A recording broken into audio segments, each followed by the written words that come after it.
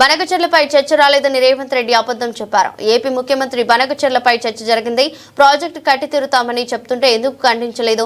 నల్లమల పులి చంద్రబాబును ప్లీజ్ అని అడుక్కోవడం ఎందుకు?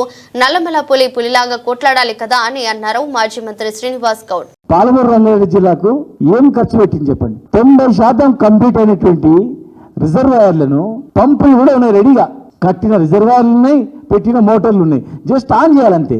మీరు ఇప్పుడు రివ్యూ చేయండి, ఎందుకు ఆన్ అయితే కరెంటు బిల్లు కట్టనందుకు ఎలక్ట్రిసిటీ వాళ్ళు కరెంటు వీకేసారు. పాలమూరు రంగారెడ్డి జిల్లా ప్రాజెక్టు మోటార్లు కరెంటు రైలు వీకినందుకు ఆన్ చేస్తలేదు. మీరు కనీసం బిల్లు కట్టి ఆన్ చేయండి, మోటార్లు ఆన్ చేస్తే అన్ని 5 రిజర్వాయర్లన్నీ నిండుతాయి. మీ యొక్క కాలువ పోతుంది, కనీసం పంపులు ఆన్ చేయకపోతుంది. మీరు అంత పెద్ద సభలో మీరు నల్లమల పులి అన్నారు, పులిలాగా కొట్లాడు, పులిలాగా మాట్లాడు. Chandrababu Naidu please please please అంటే తెలంగాణ పరువు పోతుందా పోదా చెప్పండి, పోతా అడుక్కోలేదని అబద్ధాలు చెప్పలేదు. బనకచెర్ల ఇష్యూ రాలేదన్నారు, అక్కడ బనకచెర్ల టాపికే రాలేదు. ముఖ్యమంత్రి మన సిఆర్ పటేల్ కేంద్ర జలశక్తి మంత్రి దగ్గర మీటింగ్ అయినప్పుడు ఇద్దరం ముఖ్యమంత్రులు మాట్లాడుకున్నామన్నారు. మంచిగా మాట్లాడుకోండి, పక్క రాష్ట్ర ముఖ్యమంత్రితో మంచిగా మాట్లాడుకోవడం సంతోషమే, మేము దానికి వ్యతిరేకం కాదు. కానీ బనకచెర్ల ఇష్యూ రాలేదన్నారు కదా, మరి ఇమీడియట్ గా నిమ్మల రామనాయుడు ఇరిగేషన్ మంత్రి బనకచెర్ల కట్టి తీర్థం మొత్తం చర్చ జరిగిందే బనకచెర్ల మీద అని చెప్పిండు. మరి బనకచెర్ల మీద చర్చ జరిగిందని నిమ్మల రామనాయుడు అన్నప్పుడు మరి ఆయన బంక తీయాలి కదా, అడగాలి కదా, ఏం సంగతి నువ్వు బనకచెర్ల ఇష్యూ రాని ఎట్లా మాట్లాడినావు అని అడగాలి కదా ఆ మంత్రి గారిని. మరి ఆయన లేని ఆయన ఎట్లా అంటాడు? అబద్ధాలు చెప్పాల్సిన అవసరం ఉంది, అనుమానం వస్తలేదు తెలంగాణ ప్రజలకు. అరే ఏం చర్చలు లేదన్నాడు మంత్రి, ఏమో కట్టి తీర్తా అన్నాడు. అరే ఏమో లోపల ఏం జరుగుతుంది అనుకోరు, అనుమానాలు రావా? ఇవాళ మీరే కేసీఆర్ లేకపోతే తెలంగాణ లేదన్నారు. కేసీఆర్ లేకపోతే తెలంగాణ వచ్చేదా?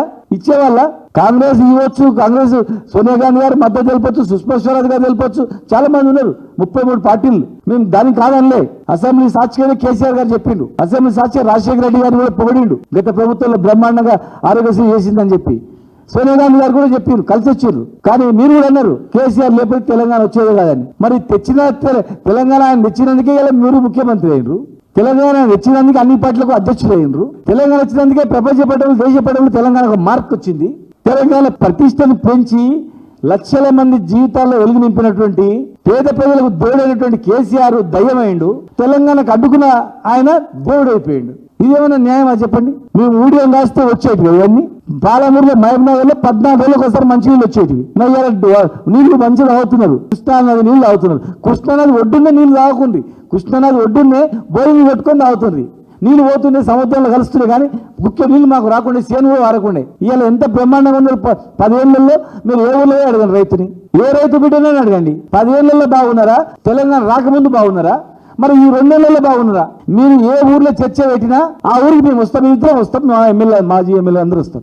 ఒక్క ఊర్లో మీరు ఉన్నంగా రైతులకు చాలా కష్టాలు ఉన్నాయని చెప్పండి.